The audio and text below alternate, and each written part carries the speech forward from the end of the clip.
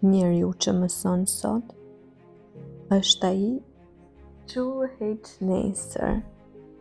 Arsimi nuk është vetëm për të kaluar provime, por për të ndërtuar karakter, për të zhvilluar mendimin kritik dhe për të gjetur qëllimin tënd në jetë. Mos e nënvlerëso fuqinë e një ore studimi, sepse nga ato momente të vogla lindin ëndra të mëdha.